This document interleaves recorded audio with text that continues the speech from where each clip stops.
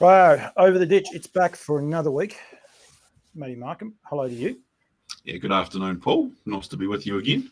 It definitely is. I don't know where your name's gone. I actually got rid of your name. That's because I caught up with Regan Todd just before, and when we touch base with Addington, some of the results there I might throw to that to the video that I had with Regan. He's having a stellar run. He's having a terrific run, and we'll touch on him in a minute. But pretty big week, if you like, for New Zealand harness with some massive results that are going to have, I suppose, a lot of connotations, if you like, going forward for the rest of the year. Yeah, we're getting to that point now where every week matters, I suppose. I'll just turn my phone off in case someone tries to ring me. I don't want that interrupting our great chat, Paul. No, we're at that point of the year where, each week we're seeing good horses across all age groups stepping out, whether they're 2-year-olds, 3-year-olds, or the up and class horses. And what they're doing on the track is having an impact on what's going to happen in that second week of November at Addington Raceway, really. We're seeing horses that are racing their way into form. We're seeing horses that are racing their way out of form. So it's an interesting time. Yeah, no, it is indeed. We will go back. Last week we touched on, because we recorded it when Cambridge were on, and we actually had a bit of a giggle because we had Nikki Chilcott win a couple of races, Dave and Claire McGowan, and we're talking about those guys through the couple of results at the end of the day. Stephen Doody ended up with a double. He's having a big year. Just looking at his stats here, 125 starts and 12 winners. Is that how that works? Just explain this one to me. I've got to find this button here. So where it says there that he's got 12 wins and then underneath he has 8, does that mean that 8 of those 12 are trotters, or has he had 20 wins? Yeah, no, so 8 of his 12 winners are trotters. Thank you. I've always thought that, but I need to get an answer from you. But he's having a huge year, and he ended up with a double again at Cambridge the other night. Yeah, no, he's going really well. Very good horseman. Obviously trains close to Palmerston North racecourse, which limits some of the opportunities that he has without travelling a lot, but has always been a very, very good horseman. Of course, was one of the early developers of Blossom Lady back in the day as well. So has never been shy of having a good horse, has Stephen. And always nice to see him get a win on the board.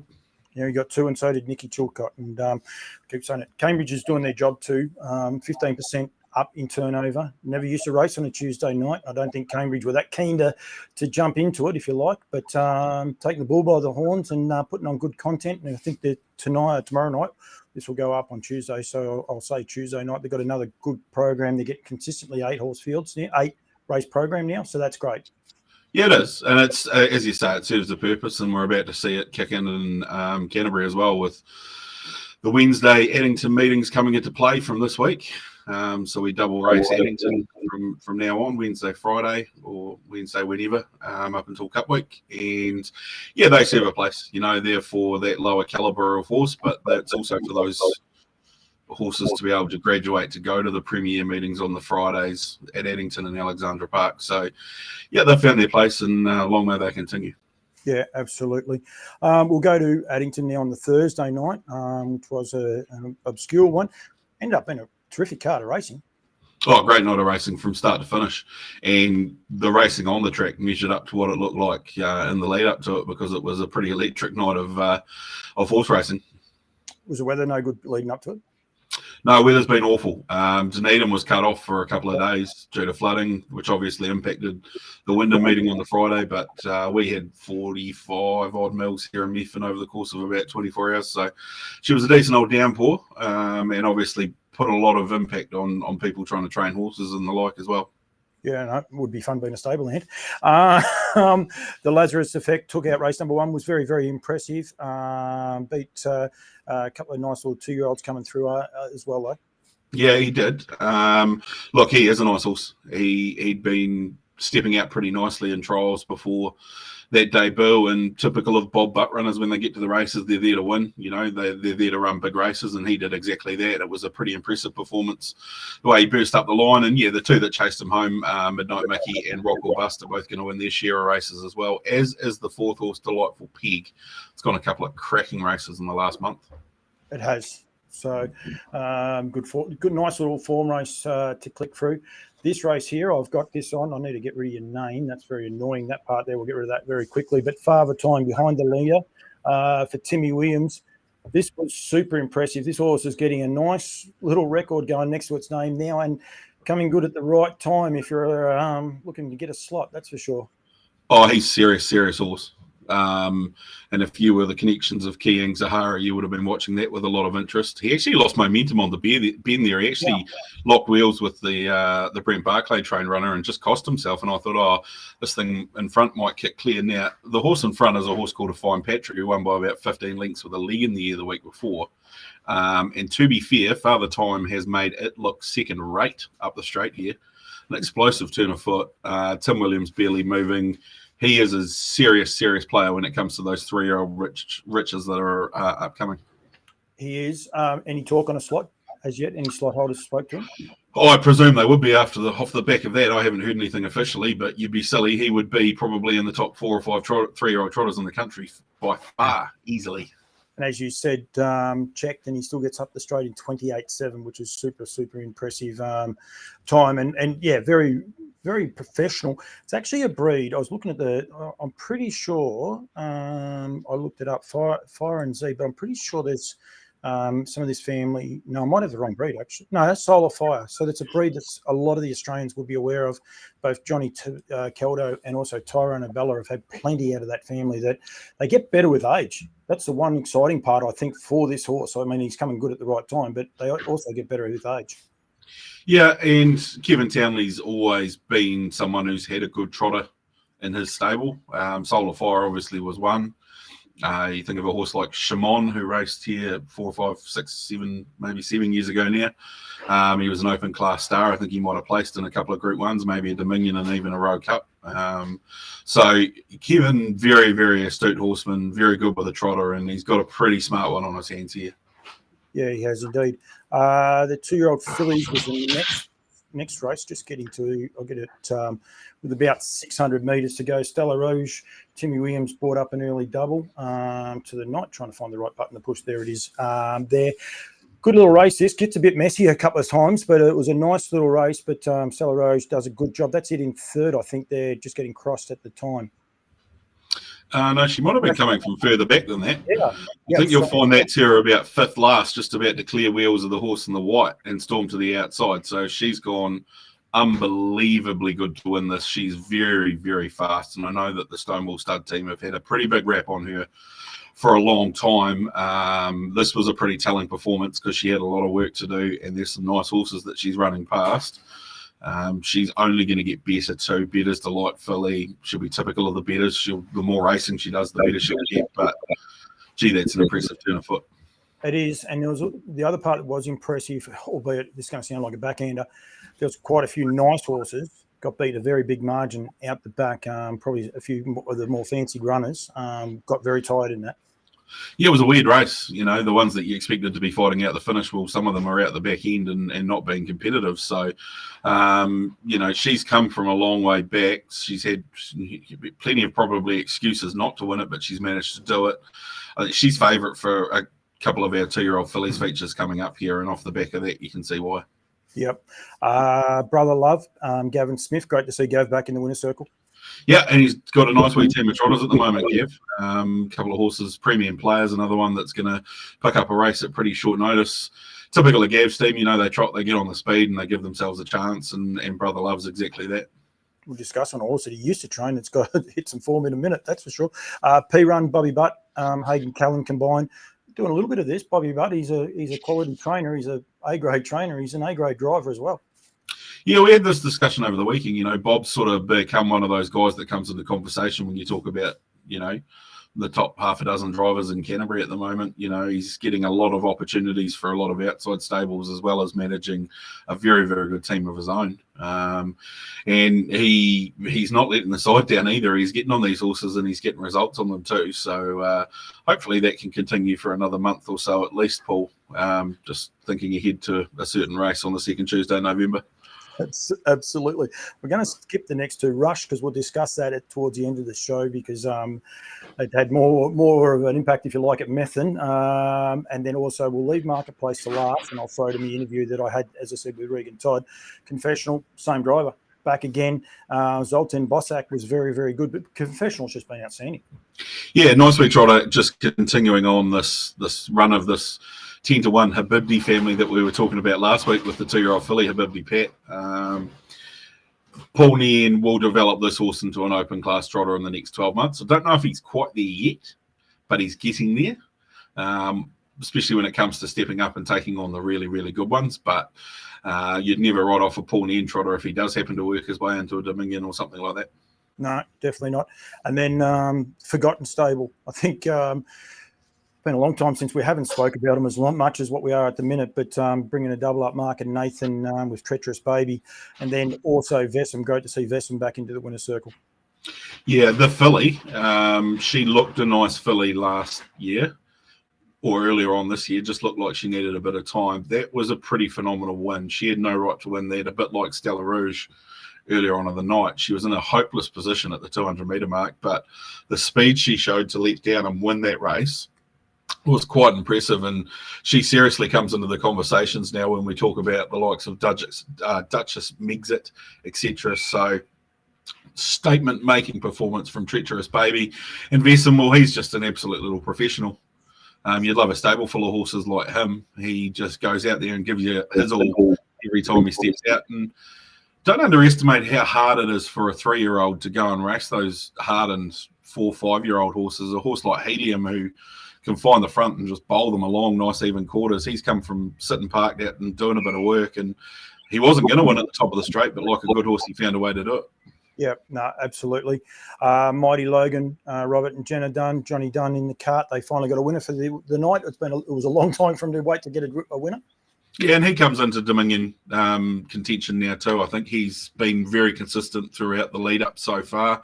Gets his biggest test this week when he comes up against Oscar Bonavina and Muscle Mountain and co. So be interesting to see where he stands sort of after this week's Canterbury Park Trotting Cup. But you can only but win, and he's done that pretty much every time he's lined up this time in. So a good run from him, good run from Jimmy Carter. Mr. Love's clearly right back in form. He was very good, and Oscar I thought found the line really well. He was no chance once John found the front and was able to control the race like that. So he'll improve off that, and he'll be primed and ready for a big run this week.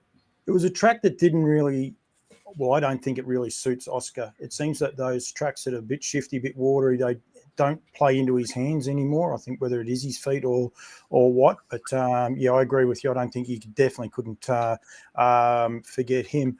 The last race, the Gold Band Taxis, it always has to be the last race. I actually like that part of it. It's actually pretty cool. But Salute. Now, this is a horse that you tipped last week was a horse to follow. Did you follow it this week? Yeah, of course I did. Nice way to get out. But she's a very, very professional filly. Only brought up, I think it was a second win, but she is a filly with a lot of ability. Yeah, talented horse. Brendan Hill always has a nice horse around him, and he's got 2 or 3 at the moment, including this one. Good tough one too, because it's copped a bit of pressure at various points throughout the race and managed to sort of hold them off. And Ricky May's red hot at the moment. He's just driving winners every week without too much fuss. To be fair, he got another one at Methven on Sunday, and yeah, the old firm of Benny and Ricky back together, that's always an imposing sight. So we're going to see a bit more of them because they've got a pretty smart one and a horse called Renegade who's going to go around a little bit later on in the next couple of weeks. Right, over the ditch now, catching up with Regan Todd. Firstly, Reggie, welcome, and thank you very much for joining me, mate. Cheers for having me, Paul. You're having a great run at the minute. I want to talk on a couple of horses over the weekend, but this is as good a year as you've had. Not a lot of starters, but you mean producing some great winners, mate. Yeah, we've been pretty lucky, Paul. Got quite a nice team around us, but it's just sort of 2 or 3 years down the line from all these nice ones that we've been getting through the sales. You see, it takes a while to build a good team up, doesn't it? Yeah, shit, yeah. Especially it's half the troubles when you do get a nice one. You sort of end up flipping them on. So I sort of learnt the hard way a couple of years ago. We sold a couple flag bearers to Aussie, and it's taken this long to sort of get those type of horses back in the barn. So unbelievable. Right at the minute, you've got 2 5-year-olds in your stable. The rest are under 5. And Tide and Time and Mwanga are those 2 horses. That's a pretty cool little stat, isn't it? Yeah. And Moanga's, he's just sort of the way things worked out for him. He had to have a year out when he was younger for his airways to strengthen up. But he wouldn't mind waiting on them if they've sort of done what he's done as well. He's ended up a lovely horse. Where is he at, Mwanga? I don't want to talk too much on him. There's a couple others I wanted to highlight, but where's he at actually at the minute? Like, is he still on a cup campaign? Is that what you're hoping for? Or well, not. He's sort of in the rankings, but I don't think there's sort of any chance going in. Getting a start. Sorry if the Aussie Raiders and that still come over all of them. And he's racing on Friday night, and then he'll probably just go to Kaikoura, and something like the Invercargill Cup's probably going to suit him a bit better. Paul, he's probably another year away from real working class. He's a very nice horse. It is hard, isn't it? There's a couple of other horses that raced over the weekend, and you look at them and you think, oh yeah, they're a Cups horse, but you see horses like Leap to Fame and what they're able to do. It's going to be a tough Cup to win this year. Oh yeah, that's the thing. So, like I said, not too worried, but if you do get in, you definitely got to have a crack at it. Right, talk about some of these winners you had on the weekend. Thursday night at Addington, the win of Marketplace was just outstanding. He's a high quality horse. Did that even surprise you how good he actually went? We've always really liked him, but to be fair, it just worked out perfect for him. The main rivals, there's a few in there that they're sort of out doing battle from the 1200 onwards, and Bubba just managed to get a good drag up 3 wide and just played into our hands really. So I was pretty happy to get him. He had a nice run without having a hard one, and that just should top him off nicely for Friday. But there's some massive runs in there. Like, we watched that replay a lot, and I think Ribera and all that was huge. Tactiva, there's half a dozen in there that you'd love to have. And of course, this week all the Auckland ones have arrived down too, so it's going to be some real good racing coming up for the babies. You watch the replay, and there is some really nice runs. But like, you look here, Craig's just pulled him out 7 deep, 6 deep, and he's a long way off these leaders, and high quality horses up in front as well. And he puts them away, like he put them away within 100 metres, Reg. He's a bit of a hard man, so he's still learning too. So it is very exciting to have one like him in the barn. But just cotton wool a week really, because it would be lovely to pull off the harness millions. It's sort of what we targeted about 3 months ago. So hopefully we can get in there in one piece. Is he on track? You're happy with him? No, he's come through that run great, and he had another hobble up this morning, and we'll give him a final workout on Wednesday, and works out quite good. We got Craig up staying, so I'll just do a GP in front of him, and then he can just have a drive, and hopefully everything's all tickety boo. What do you do after the harness millions? Is that it for him this year, and you put him away, or is there a couple more? There's the Sire Stakes on Cup Week, mate. So he qualified for that two weeks ago, and he won that heat again last week. So that will be the next go.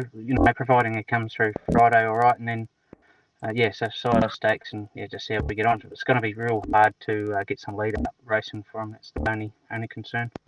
Yeah, he's a little lost going places, that's for sure. It's a good time to have him going good anyway. It's a nice problem to have looking for lead up races, mate. Yeah. Just make it tough, but we'll worry about that when we cross that bridge. Double yesterday, won a rower. Blair Orange in the bike was terrific. Yeah, she went good. I actually she worked real well during the week, and I sort of thought she'd be thereabouts. But I seen Stonewall had that nice filly come down from up north, so I thought she would have taken a bit of beating. But Blair, he's a great driver, and he got to the front and he just lifts them up that straight.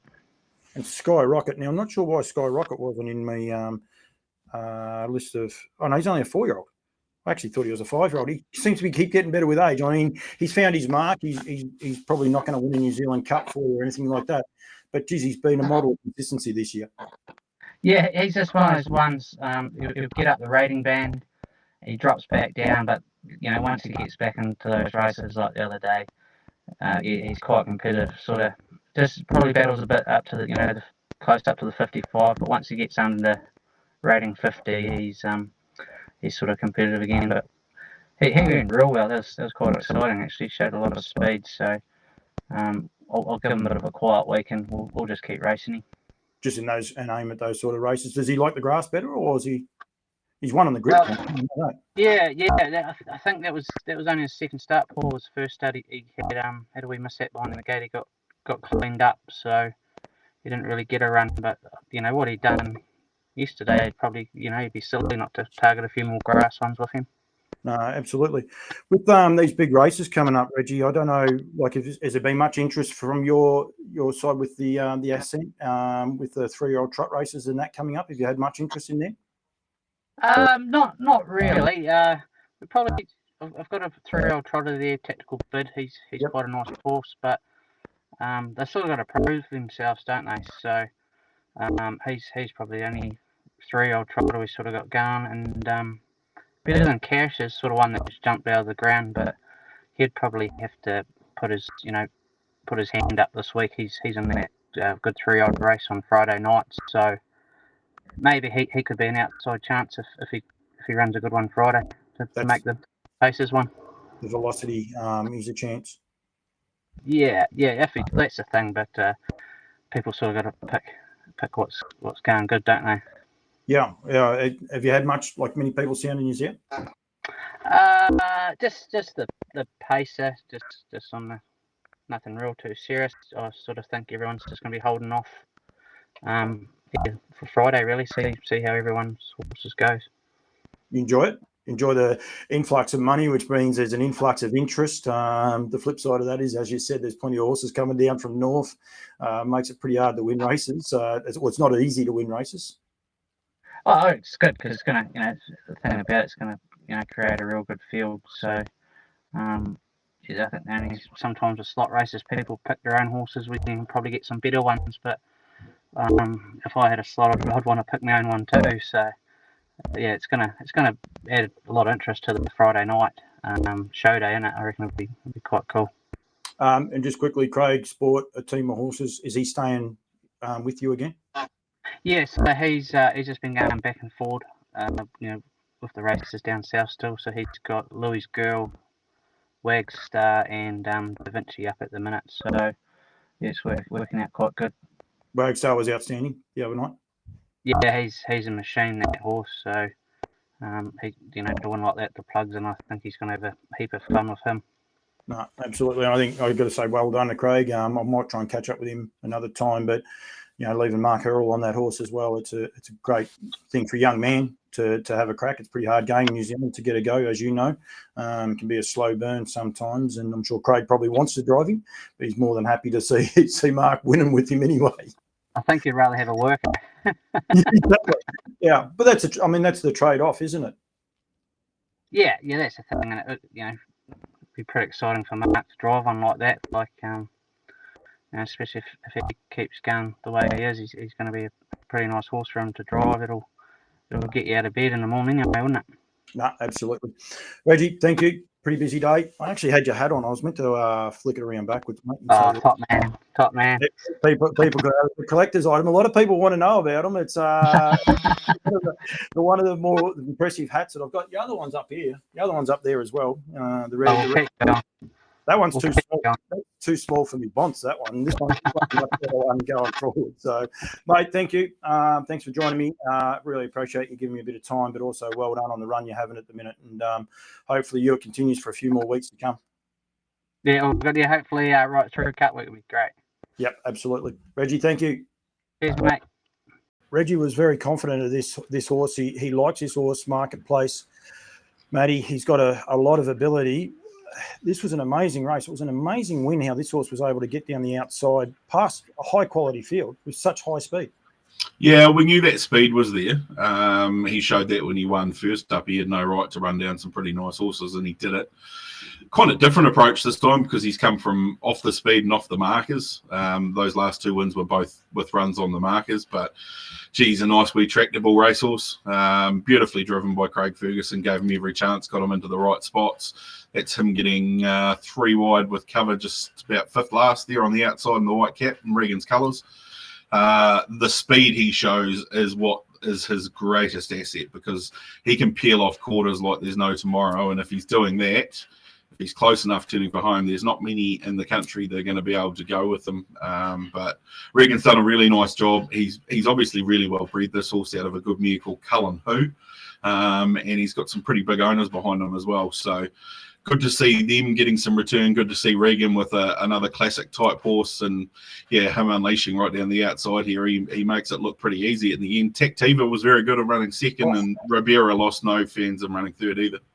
No, I said to Regan in the interview, like his last turn in for home, he wasn't, but of all the main chances, he was last, and he put him away within 100 metres. That was the part that was so exciting about the way that he won that race. So it was like, this is over.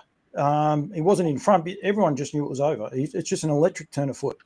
Yeah, it is. And sort of nothing that we've seen matched by any other horse of that age group so far this campaign, to be able to come off and peel a furlong that quickly and do it so easily.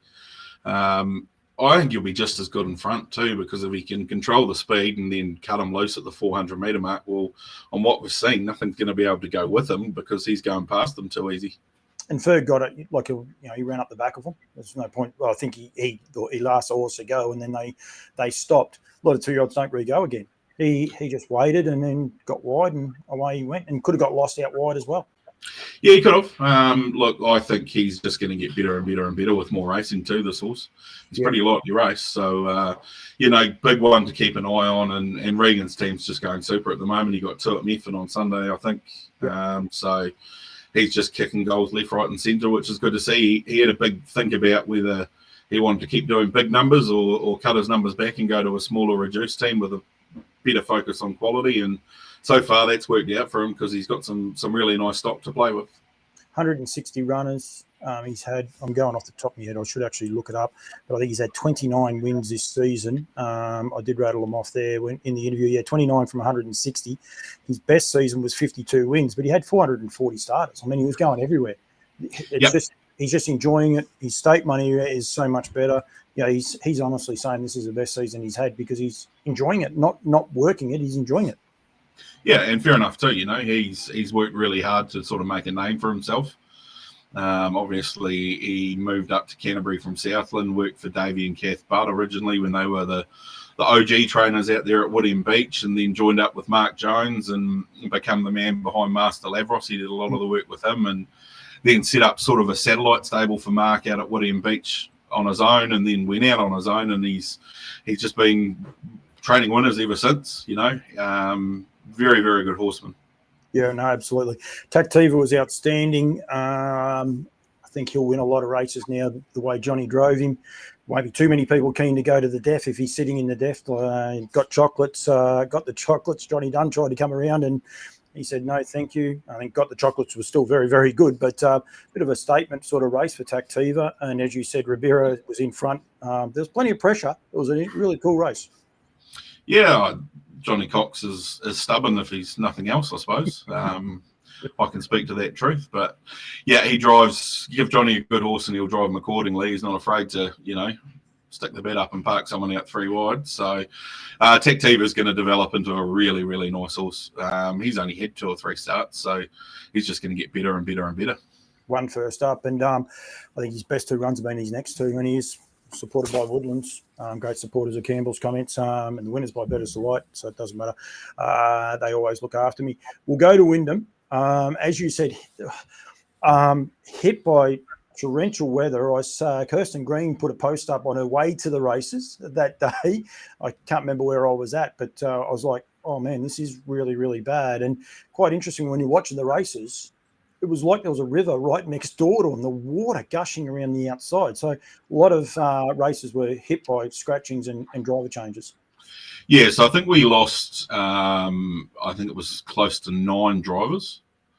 So Blair Orange, Sam Otley, Sam Thornley, Johnny Cox, Matthew Williamson, Brad Williamson, Kieran Tomlinson. There's someone whose name I'm forgetting, but that's okay. Craig Ferguson was the other one because he'd been up at Addington the night before.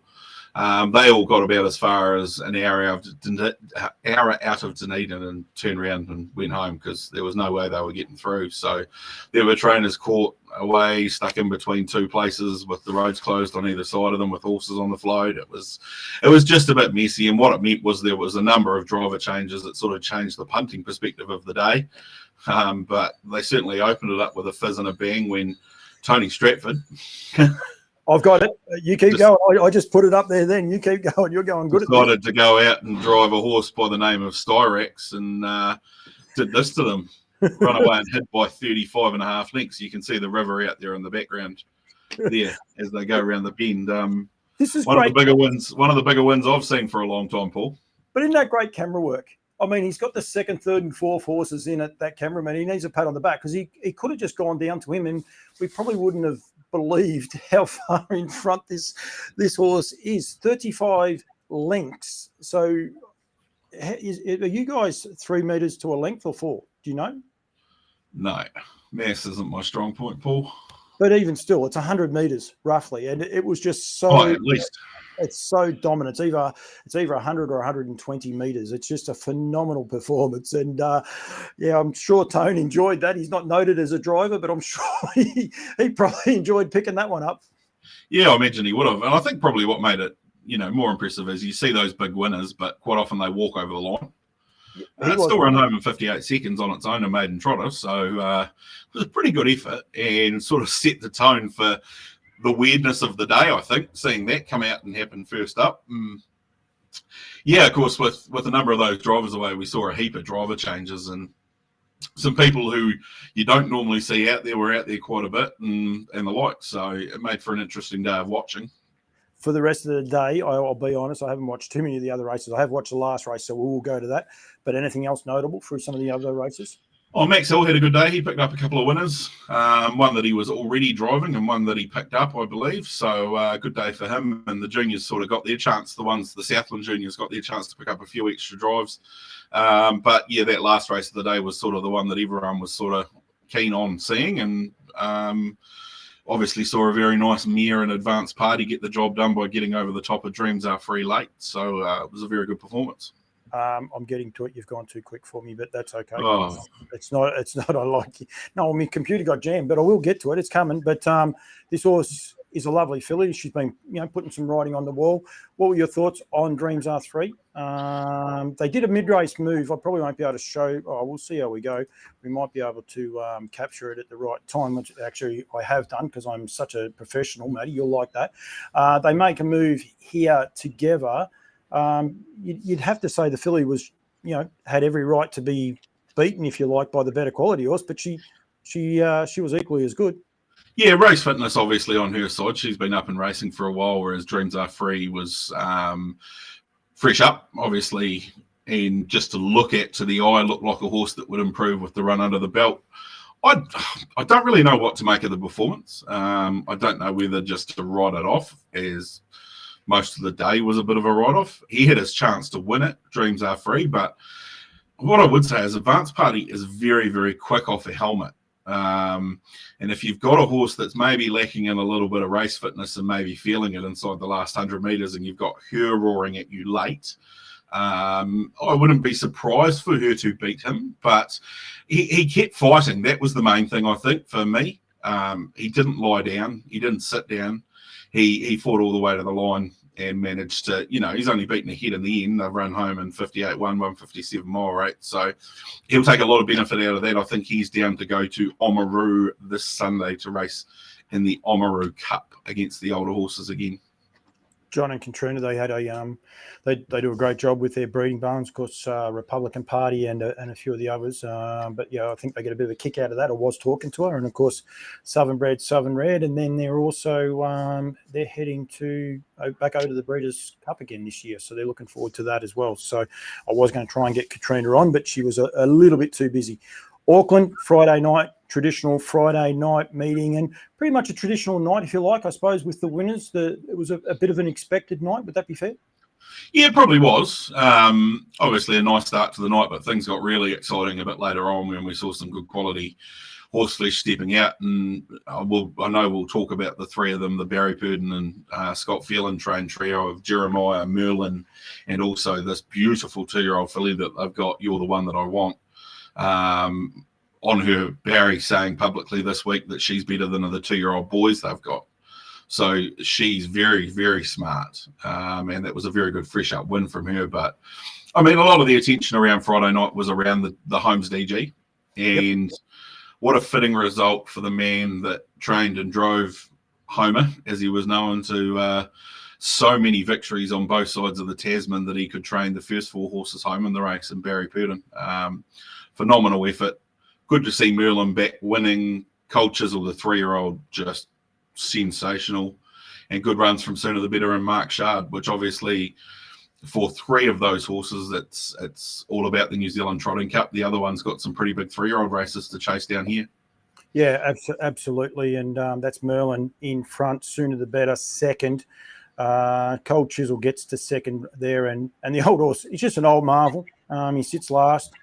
He's only beaten by 2.5 lengths of one of the superstars of the sport. He's dangerous again in any of the right races, isn't he? Oh, he is if he lobs a trip, Mark Shard. He's a happy horse, obviously, for an older horse. And I thought Sooner the Better was good. He had a wee bobble at the start and then worked his way around them. Maybe a little bit contentious, but I didn't like Merlin's work through the line. Yep. Thought he could have savaged it a bit harder. Yeah, and like he was cruising to victory, and then when Zach sort of kicked the hood off at about the 150 metre mark, he didn't find a lot, which to me suggests that there's probably still a lot of improvement in him, which you would expect at this stage of a cup preparation. But the way sort of Cole Chisel got through the line compared to the way Merlin got through the line, I just thought was an interesting point to maybe note going forward. Now, all these ones are down in Canterbury now. I think they've all come down, or they're on their way down. Barry and Scott are obviously setting up a stable of 15 horses down here for the next 6 to 7 weeks down in Christchurch. So he'll get a chance to get down here, acclimatise, and I imagine we'll probably see him next at the Ashburton Flying Stakes at the end of the month, if not before. And we'll get a better line on where he's at there, I think. I know when I spoke to Barry last year for the New Zealand Cup week, and he was possibly a bit disappointing on that occasion. Merlin was... he believes they just got too big. Now, whether he's just that bit big again now at the minute, but they're probably waiting to screw him right down because he has got a long campaign ahead of him. Oh, absolutely. You don't win New Zealand Trotting Cups in October. No. So there will be improvement in him, I'm sure of it. It was just an observation of me sitting there watching the tape, and having watched the replay a few times, I thought he might have just savaged the line a little bit better, but maybe I'm being too hard on him given he's run home in 54.6 and done a good chunk of that out wide. Maybe I am being too tough on him, but I would expect we will see a much sharper and a much stronger version of Merlin when he steps out next time. I think if we don't say how we think it, there's no point in us doing these shows, mate. Otherwise, people will just go line and length. Here is the 2-year-old for you, Matty. You're the One That I Want is second last at the minute. She was very, very impressive, this filly, but the wrap afterwards is bigger. Oh, yeah. And, of course, she's an extension of this incredible family set up by the late Charles Roberts, of course, being out of Splendid Me. You go back through that family, the Grandam Splendid Dreams, she left, and I'm just trying to remember off the top of my head to make sure I get this right. Hans Christian Me, yep. Aliante, Dream About Me. Gee, it's an incredible, incredible family of racehorses. And they've got another one here because she had a bit of work to do fresh up. Hot and Dangerous is the horse to her inside in the breaking colours. The horse right up the inside is Betastic, who won the Group 1 there a couple of weeks ago. So she's not just beaten maidens first up. No. She's beaten good horses and drawing away from them inside the final stages of the race. So I know they've always had a good opinion of him, but I was a little bit surprised when I heard Barry's comments, albeit she did run second in the 2-year-old boys feature earlier on in the year. So maybe I shouldn't be so surprised. 55.7 home, out wide, she's gone super and going to take a pretty smart 2-year-old filly to beat her, I think, when the features roll around. As an observer from Australia,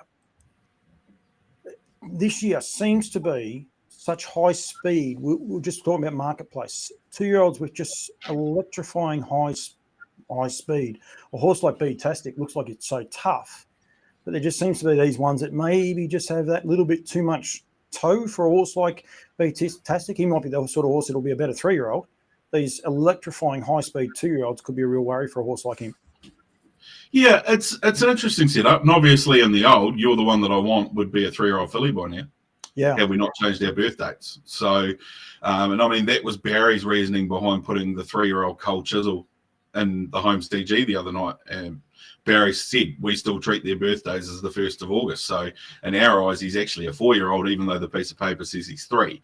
So these horses are a little bit more developed, which is maybe something to do with why they are being able to show a lot more speed, because their bodies are growing into it a little bit more than what they had used to when they were racing in these races. So, yeah, I think we're just seeing better, stronger, more rounded racehorses step out as a result of this birthday change. And as you said there, Juggernaut continued on. Jeremiah, death seating. It's just ridiculous, the horses that they are producing right at the minute. Oh, very scary. You sit down and write out the list of horses that they're bringing down to Christchurch, and it's pretty ominous. And I can't remember for a very, very long time Barry Purdon's team being as strong and as deep and as good as what it is right now. This was a good win from Jeremiah. He has a lot of ability and a big future in front of him. Of course, he's a son of Lazarus. His damn flyover was a very tough mare trained by John McDermott down here in Canterbury. So I'm not surprised that he's got a bit of stickability to him, because she was tough. She loved it out sitting parked and thrived on that. So, yeah, no, he's nice. Where he sits is going to be really interesting, because obviously you've got Chase the Dream, Cold Chisel and the likes in that mix as well. So where he sits when he actually gets a chance to race against them, because his opportunities have been pretty limited to this point, is going to be very interesting. Yeah, he is green, because you said that one stride he puts just at the top of the straight, whether he collected a knee or whether it was just trying to accelerate. Like, once he gets that little thing out of his gate, whatever it is, he'll put him away. Anna Doddling's 2 horses were terrific. She's got a great team. She's got a great team at the minute. Well, she's bringing a big team, if they're not already down, on their way down to Christchurch as well. So we're going to see a lot more of her horses racing in these feature races. And she's got 2 lovely 3-year-olds there in Marco and the Surfer. And Little Spike's a nice 3-year-old as well. He only ran 5th, but he was last on the bend, and he's actually poked through the gap pretty good. So, yep, Anna's got a nice team. There's going to be a real serious North Island presence this year, whereas 2-3 years ago, if Barry and Scott brought 1 or 2 down, well, that was generally about the lot. So we could be anywhere upward of about 30 horses by the time we get to Cup Week, which is great. Yep, exactly. Going to be excited. How do you say the winner of the first? Taylad to use? Taylad to use. It was by use to me. Dave McGowan took over the first. He'll stay in those sort of handicap races and always be thereabouts.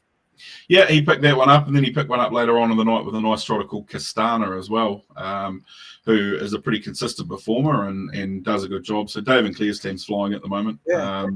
They do a great job with their trotters, and they deserve every success that they get. Yeah, no, totally agree. And great people, great to talk to. Chase Me, Arna Donnelly, we said there before, actually got one up, if you like, on the team of Scotty and Barry, winning the second. Yeah, he's a half-brother to Chase Auckland, who some people will remember as being a very nice horse over here before he got injured and was retired. Down by the seaside, of course. He looks like a down by the seaside too. I'm going to be smart. I think he's a 3/4, because was Chase Auckland was by Auckland React. I think, yeah, it doesn't matter. Who cares? Half will do. It'll be fine, because they're both by Some Beat Somewhere stallions. So I think possibly a little bit closer than that. But yeah, so anyway. Okay. Ray. Sorry. No, you carry on. You carry on. Did you have anything else to add on that race? No, on that race.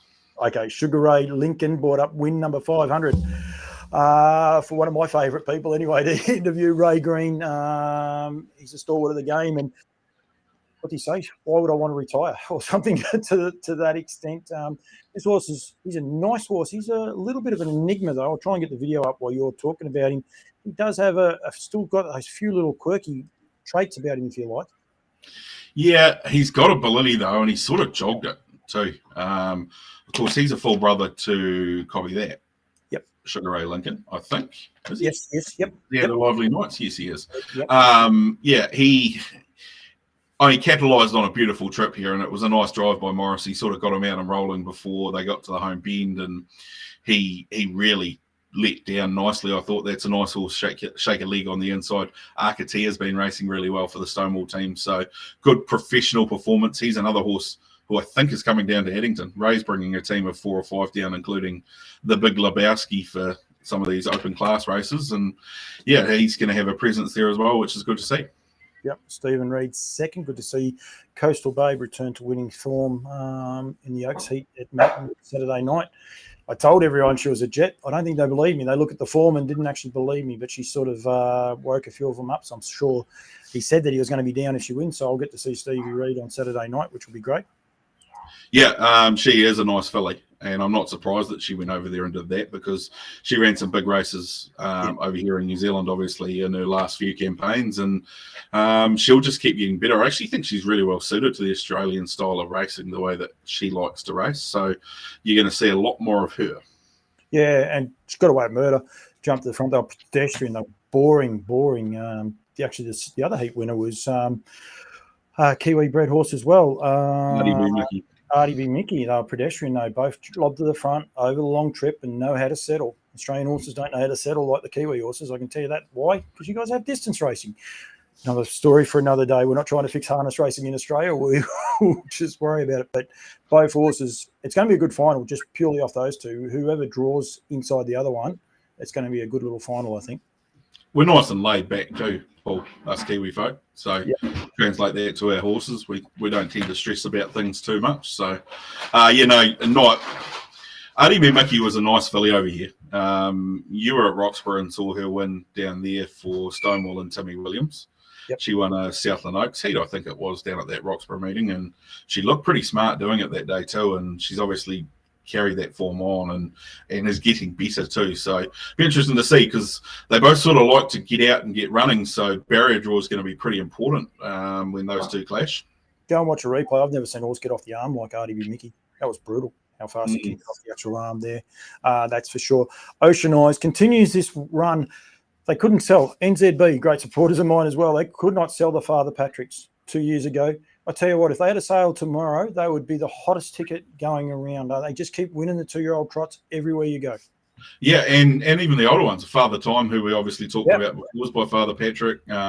Confessional. John Morrison's got a beautiful 2-year-old filly at home called Fear and Faith, who's by Father Patrick as well. He is doing a good job. Yep. But for some reason, he just couldn't raise a bid anywhere in New Zealand. This one's pretty well bred. It's out of Eilish Amy, who traces back to the Eilish Mac family, which I believe runs through Harriet Hughes, Ella of Mott, Earl of Mott, Ella Powell. It's Amore Strides in that family. So there's a fair bit of ability there, and family ability clearly too. So I'm not surprised that the Breckons wanted to get involved in this trotting family, because it is a good trotting family, and they've got themselves a member of that family who admittedly has taken a wee while to get to the races, but clearly has a good motor. I actually just found something here too, NZ record for a 2-year-old. So makes it even more impressive to realise that it was a record for a 2-year-old. Very good effort. Racing the older horses, but that's a huge stat. And I seriously love the website at HRNZ. Another thing that'll get me in trouble. But anyway, we won't go there. We'll leave that one alone. Jeremiah, we touched on. Merlin, we touched on you on that one. And Castani, you touched on that horse as well. Seaside Rose for the Telfers. Josh Dickey in the cart, bringing up a double for Down by the Seaside on the night. Another very, very nice horse. Good little turn of foot, this horse too. Yeah, and she probably sits just below the better 3-year-old fillies in the country, but she might be a bit of an opportunist, that if she finds her way into one of those races and lobs a good trip, that she can get a big slice of the pie. She looked nice and strong winning on Friday night, and ran a bit of time too, 156 mile rate home of 56, and was trucking at the 200 metre mark. So they're having a good run. Josh and Steve and Amanda up there, they're picking up winners most weeks, so which is good to see, because obviously they are pumping a lot of money into the industry. Yep, and they've got horses going everywhere. They've got drivers going everywhere. They are seriously having a go. Rightio, Methan, you make sure you tell me which races you want to show. But firstly, how much rain did you get?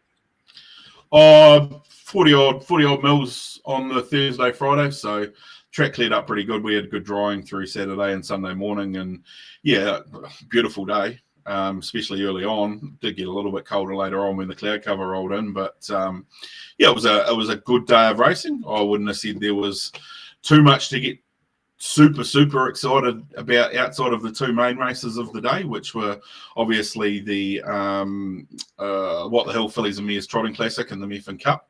They were two really good races, so we can definitely touch on them. Outside of that, it was just good even racing throughout the day. You've already touched on, Regan grabbing a double with Oni Roa and Skyrocket in the last, but yeah, those two main races were the main two talking points out of the day. And gee, this trotter of Mark Jones's has got quite the story to it.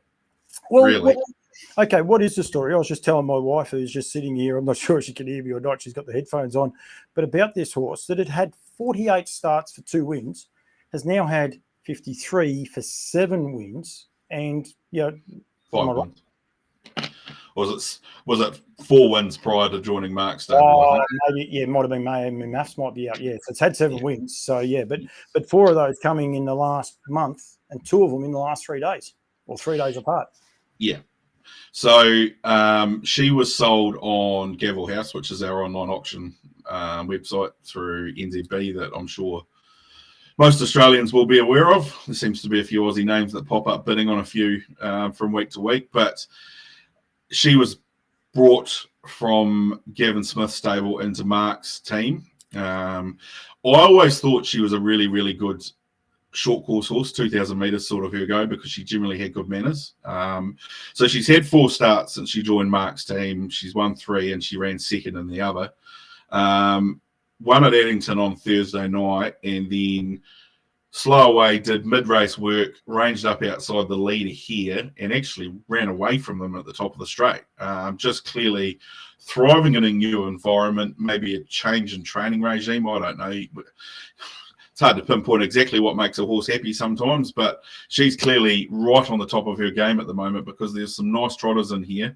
You've got the likes of It's So Easy, who's been running around in pretty good fields at Addington. Page, there's Vertigo storming home out wide. She's a good grass track mare as well. So she's not beating poor horses by any stretch. And, she's now won 30 grand in her last 3 starts, which I can't remember exactly what she sold for, but I'm picking it's about 4 times what they paid for her. And Mark's starting to get a bit of a reputation for being able to do this with a trotter, because about this time last year, he purchased a trotter called Bella Button, who went on a run and won about 70 grand in 7 races in the space of 3 or 4 months before she was sold for pretty good money over to America. So he's found another one here, and I see she's nominated for Addington on Friday night and Oamaru on Sunday this week. And I actually didn't check. She might even be nominated for Addington on Wednesday afternoon. I better have a look at that. I don't think she was, but hold on. I'm just checking. She must be. Sam's a champion driver. One of the unheralded drivers. A lot of Australians won't realise how good a driver she actually is. No hesitation taking that horse to the death. Backs up 3 days later. You know what I mean? Like in on a grass where you'd had 40 mil of rain. Yeah, so the horse must just give a great vibe back down the reins for her. Well, I guess it's a case of she's probably driving it at home every day too. So you get to get a pretty good understanding and feel for the horse. And she turned out to be a great buy. I mean, she got 14,000 alone for winning that race on Sunday. So as I say, 30 grand in 4 starts. It's not bad shopping. And she's not finished. That's the biggest thing. Yeah, she's definitely not. She could win Friday and Sunday, and yeah, we'll have to keep an eye on it. Rightio, race close to your heart. I didn't hit the play button. The Methven Cup. All eyes, I suppose, were on a few of the runners, up and comers, and ones down there. That horse there on screen right now, BD Joe. Standing starts and him just don't agree, mate. No, they don't at the moment. They really don't. He paces away too, which is the worst bit. And then just here, and then just bobbles. Yeah. I did notice he didn't have any hobble shortener pins in, so I don't know whether he always has them in or he doesn't. I never asked anyone, but he did his chances no good. And then of course you've got the 2 horses off the outside of the front line and got you covered, and Pinseeker charging across, and they take up lead trail. And for about the next, what are we? We're 200 odd meters into that, so about the next 2,200 meters, not much happens. No, because they remain in that Indian fold. Now, what I can say about Pinseeker here is, face value, he was very disappointing because he actually led into the straight like he was just going to run away and hide from them. He pulled his block off, basically. Yep. He just got far too keen in front. He's run his quarter down the back in 27, which at the end of 3,000 meters, you just cannot do. So put that one down to experience, and that is why Johnny Cox has been saying all the way through that he is not a New Zealand Trotting Cup horse this year. No, he will be there next year. I got no doubt about it. But that was only start number 12, I think. So he's got a lot to learn. To be fair, watching it live here, I thought, well, he's home and hosed. Yep. What about the winner where he comes from? We might actually just scroll back. Actually, we'll let it keep playing out because there's a couple of horses we need to highlight. So, well, at least one horse we need to highlight the run of. And when you watch it again, it's just ridiculous. He just gets tired that last 100. A horse that's not ready this year. I think Johnny's spot on the money. He just shows that he just needs his big race experience to realise you got to run right through the line. If he was racing horses, probably in the class that he should be going around against, he probably still wins and wins comfortably. It's just one of those ones, isn't it? 100% it is. He, it may have been a different result if he hadn't begun so good and he'd been able to settle him in the running line or, take cover. But if you're going to compete at that top level, you can't afford to have any excuses. And he definitely had some on Sunday. So the winner is currently 4 fence. That's him right there. And this is an exquisite drive by Timmy Williams. Albeit, I reckon he might have got a bit nervous a couple of times. I'll try and get the rest of those graphics off. He just had to be so patient, didn't he, here? And, you want to get out and get going and get yourself into the race, especially on the grass. But he just had to be patient when the stablemate was coming backward through the field. It was nearly brought about his undoing. Yeah, so it was an interesting situation the way it panned off the bat. You could clearly see he was jogging Mighty Louis, and here's Herbie in front of him, who ended up running second.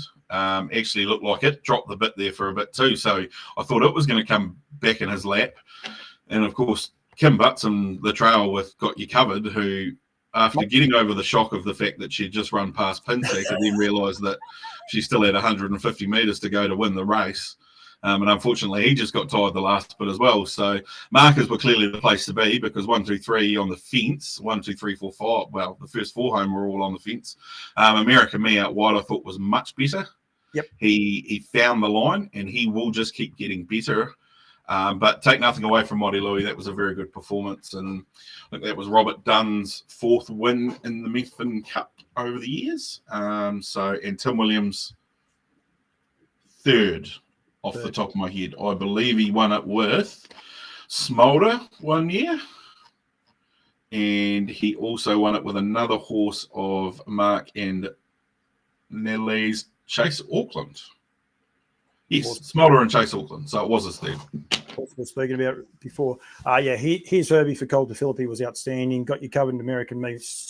I'm tipping the White family was so happy afterwards with both their massive return to form for those 2 horses. Yeah, absolutely. Got You Covered. That's his race, the Methven Cup. He's gone a cracking race in that every year he's lined up in it. He's going to drop back in grade at some point soon and find a very winnable Country Cups race on the grass with his good stand-start manners. He's going to be a force to be reckoned with, that horse. And keep an eye on him. As I say, good to see American Me improving. We'll probably see him again in the next couple of weeks. And then he's heading the right way now. Yeah. I think just being a bit of an older horse, I think that might be, he's just taking a bit more to get to, peak fitness. Because I know they were reasonably disappointed with him 2 starts ago. So I think he's on the trend back upwards, which is good because he was at risk there of being leapfrogged out of the top 15 for the Cup, which after he ran 4th last year might have been a bit of a disaster. But, we potentially still could see it happen, but he'll hold his form from now. So, and we know he loves 3,200 metres. Homebush Lad was terrific. Da Vinci looks like Fergie was getting in over the pegs and he had to just grab hold. He possibly would have finished a lot closer. I'll say he dropped his hands. He dropped his hands intentionally because he was sort of betwixt and between, if you like. He had nowhere to go. Yeah, nowhere to go. And he made up good ground up the straight. He probably run home as good as anything, really. But you needed to sort of have the rub of the green in that race if you were going to get the big slice of the chocolates, and that's exactly what Tim Williams got.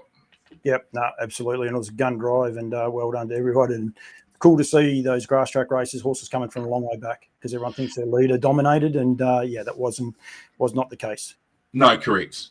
Played reasonably fair, although being in front or trailed 3 fence is always advantageous. It doesn't matter which track you're racing on at the moment. If you're on the inside and covering no extra ground, people talk about leader biases on tracks, but the tempo of races and the way that they're run here in New Zealand's got a lot more to do with it than the track itself, as far as I'm concerned, because if they're going to run sub 30 quarters from the 800 to the 400, it's going to be impossible for most horses to make ground, especially if they can maintain that up the straight. Yep, no, absolutely. Matty, I'm not going to ask you to go too much into the fields. Is there any races we need to highlight? Because this has been recorded at 10 to 3 Australian time, 10 to 5 New Zealand time. Thankfully, we're back to the 2-hour difference. But are there any horses or races we need to highlight that you're aware of? Because the fields have dropped in between you and I starting this and now. So I'm not going to throw you under the bus too much, but was there any horses there you wanted to highlight for the week coming up? Southern Trotting Oaks on Thursday down at Invercargill. Empire City is going around. Fair and Faith's in there. Princess Sadie's in there. So that's a good race to keep an eye on for Thursday. Addington Fields will not be out yet for Friday night. But they're definitely not. So that race, just before you get off that, is at 10 minutes to 6. So that is, or 12 minutes to 6 to be precise. So 12 minutes to 4 Aussie time over here. And there'll be a few people looking at slots there. Also like Freya and those are still in the mix as well, potentially for picking up a slot. So there'll be a few people looking at this race. I would be surprised if anything outside of Empire City was offered a slot in that race. There you go. Right, yeah. Okay. Just given what we've seen from Father Time, we've got Pantani, Toron Eros, Kiang Zahara. It's going to be, it'll be an interesting one. But that's a nice wee taste tester, because on Friday night at Addington, I'll just read through these races for you, Paul. NZB Standardbred Harness Millions for the 2-year-old trotters for 75,000. There's a rating 51 worth 25k. The Dancing in the Dark Canterbury Park Trotting Cup, which sees the resumption of Muscle Mountain. You've got Bet and Win, Oscar Bonavina, Kai Valley Hotspur, Mr. Love, Mighty Logan. What a great race that is. That's at Group 3. Then you've got the $150,000 2-year-old Fillies Harness Million, which will see Stella Rouge, one and only. Good field there. The Harness Million for the 2-year-olds, well, that's going to be a cracker, because you've got Marketplace, Ribeira, Tactiva, you name it. They're all there. Confederate, great field. Then what potentially could be the race of the week is the Flying Stakes with 100,000 at Group 1 level. Go from the bottom up. Chase a Dream, Cold Chisel, Vesum, Better Knuckle Up, Harrison John, and We Walk by Faith. That is some seriously good horse flesh. You say go from the bottom up for the Aussies. We go from the top down. The bottom up is the horses, the best credentialed horses. A horse that you're so huge on, Renegade, does not get a start in this race right at the minute, just with where everything is falling there. May end up getting a start, but he potentially is going to miss out. That's the depth of the horses in that race. Correct, which is quite remarkable when you think about it, given how good he was last time against some very, very good horses. Then there's the $60,000 Spring Sprint for the mares. That should be a cracking race. I talked to you about where I think Princess Meritaten sits. We get to see her go head-to-head with Mantra Blue, so looking forward to that one. And then you can go right down to the last race, and we've got Don't Stop Dreaming, Rock and Roll Do, Republican Party, Older Meteor, Charlie Brown, Beach Ball, Tack McLeod, Moanga. Oh, she's going to be a great Friday Night Lights this week, Paul. That doesn't get the orange status. I actually was going to skip off that one, and that doesn't even get the orange status.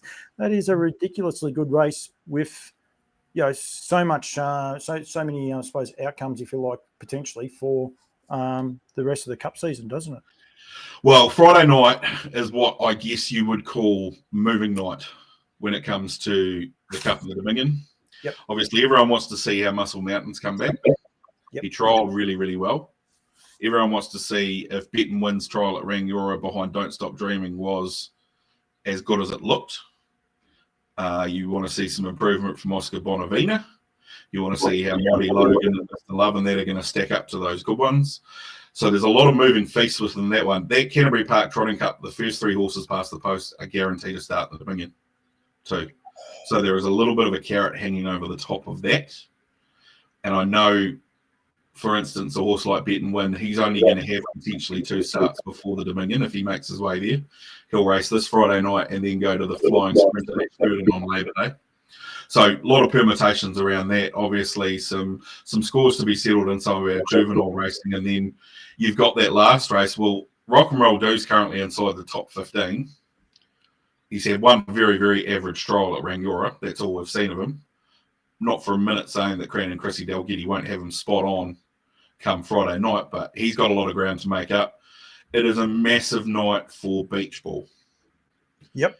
Obviously missed away in the Canterbury Classic a couple of weeks ago. He's a bit like American Me in the fact that he could miss a cup start if he doesn't, sort of start showing a bit of form in the next couple of weeks. So then you obviously got Don't Stop Dreaming coming back into the mix. Well, if you want to go and see a horse, he trialled at Rangiora last Wednesday, and him and Bet and Win sprinted up the straight nose to nose, ran a half and 55-2, both but it was very, very good. All right. I know what I'm doing Friday night, sitting back. Actually, I know what I'll be doing, flicking between Sky Active, bloody one channel in the other one, but I'll be watching it anyway. And I encourage any Aussies, that's the best way to watch it. You can hold your breath on Sky 2 that they don't flick us. But if you get the Sky Active apps, you're able to watch those races and get a lot of the last 3-minute lead in, which quite often gives your dose of tones. And that would give a little bit of, I suppose, betting information for a lot of the Aussies as well. So it is pretty important to be able to do it. I wish we could get it a little bit more refined and maybe down the track when the betting reforms come through here in Australia and things do settle down, we might be able to. But it is a must. If you're watching this and you want to watch these races, download the Sky Active app, put it on your tablet, and you'll be able to watch it, pump it through your TV. That way is the best way to do it because it's, unfortunately, it's the only safe way you're going to be able to watch the races. Yeah, it's a tricky one, isn't it? Scheduling and rights and all that, it gets a bit tricky. But, yeah, if you can get a chance to tune into that meeting at Eddington on Friday night, that's as good a race meeting I've seen at Eddington on a Friday night for a very, very long time, I think. So exciting. What a little bit of confidence and a lot of money does. 100%. 100%. We're seeing really, really good confidence across the board here in New Zealand, thanks to the work that Ian Kane's done, Dean Shannon and his team. Turnover figures are going up. They have been going up, which is great. I think, including the Friday Night Lights and the Sunday session, which is the new Sunday show, has really helped enhance that because all of a sudden we've now got presenters back on track who are getting the latest, most up-to-hand information possible. They're getting post-race analysis from trainers and drivers who doesn't happen to go well, so they know what's going on. So it's a lot more transparent, which is really important when you're investing your money sitting at home, that you know exactly the information that is being fed to you is 100% up to date and accurate. No, well done. And if you're on Twitter, follow Matty Markham. What is your Twitter handle? At Matt Markham 07. 07, James Bond. Yeah. So I knew that was what Josh Cronfield is actually where the 07 come from. Former All Blacks flanker. Right. Okay. I'm an 08, and that's only because I was born in August. A little bit more boring than you. Matty, thank you. Really do appreciate it. As I said, this has been recorded Monday afternoon just purely because I've got too much going on, but I really appreciate it. Love talking New Zealand races, and a big thank you to Regan Todd, my sponsors, the guys at Rasta Trotters, of course, on a street. There could be an interview coming out very, very shortly. He's standing in the flesh in New Zealand, and also the guys at Woodlands. That is actually down by the seaside, Pin Seeker. Every time you went to mention it, Matty, I went to sort of point to it, but I thought I won't. So he's done an enormous job. So thank you. Really appreciate it. We will catch up next week, but encourage everyone to make sure you tune in Friday night at the very worst. Thank you very much, mate. No worries. We'll have a bit to digest next week, I'm sure. Absolutely.